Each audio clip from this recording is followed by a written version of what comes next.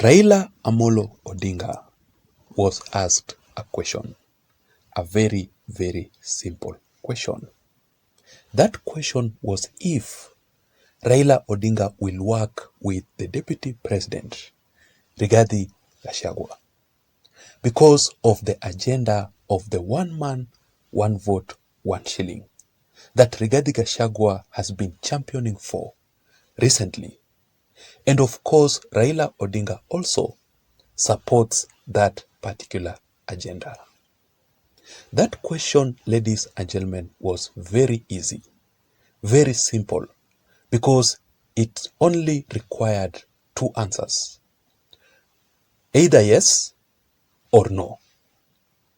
But this is exactly how Raila Odinga answered that particular question.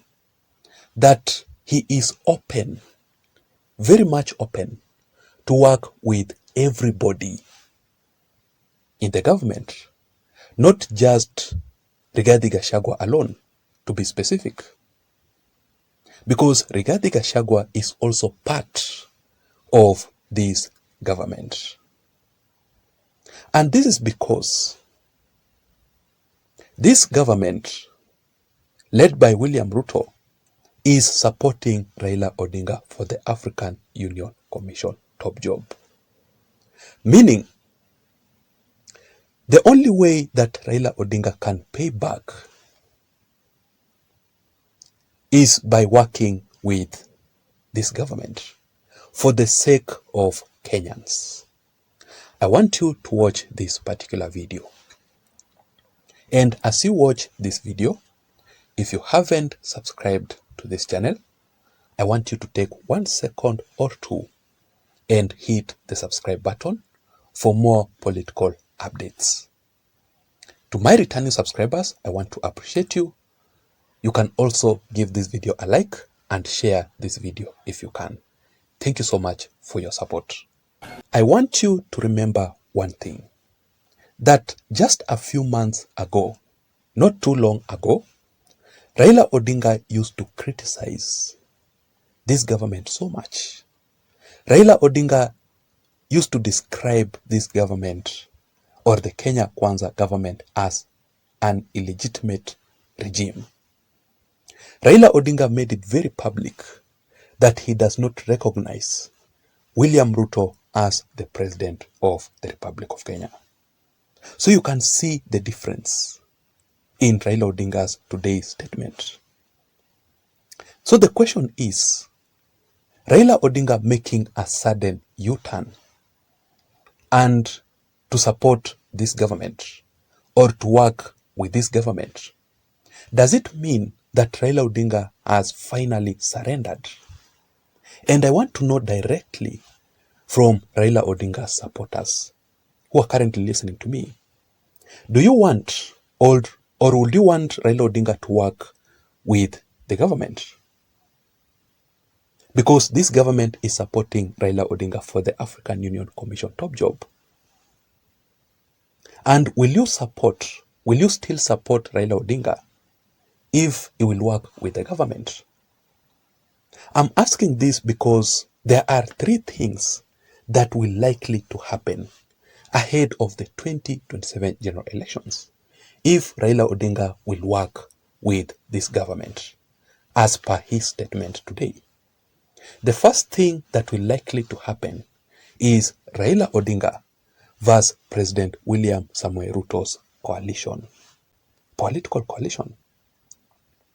This means whether Raila Odinga will win the African Union Commission top job or not. If Raila Odinga will win the AUC position, well and good, he can still allow his Orange Democratic Movement Party to work with William Ruto or with the government. And that will mean that if Raila Odinga and William Ruto will form a political coalition, it will form the government of the day in the 2027 general elections. So what we should expect You should not be surprised seeing Raila Odinga's allies, leaders attached to Raila Odinga, being in the government of the 2027, after the 2027 general elections, being appointed there because of the coalition. And Raila Odinga has included Rigathi in his statement. That brings us to the second thing that will happen. Because Raila Odinga has mentioned the Deputy President Rigathi here being part of this government, do you think that Rigathi is willing to work with Raila Odinga in the same government? Because if you can still remember just a few months ago, Rigathi made it very clear that he will not allow, he will not accept Raila Odinga anywhere close to the State House. He will not allow Raila Odinga anywhere to work with President William Ruto. So is Rigathi willing to make a change of mind and to accept Raila Odinga in the government, or he will decide to exit from this government if Raila Odinga joins to work with William Ruto? Those are some kind of things that will likely to happen ahead of the 2027 general elections. And finally, ladies and gentlemen, another thing that is very, very important that must be considered. Kalonzo Musyoka, the Wiper Party leader, and Martha Karua. If you saw Raila Odinga speaking today in that meeting, you did not see Martha Karua anywhere there. You did not see Kalonzo Musyoka. So what will happen, because they were in the same coalition, the Azimio La Umoja One Kenya Alliance, which is currently dead completely? Do you think that Kalonzo Musyoka will follow Raila Odinga to the government ahead of the 2027 general elections? Suppose this will happen. It is really hard to tell about Kalonzo Musyoka's decision. But we all know that it is obvious on someone like Martha Karua.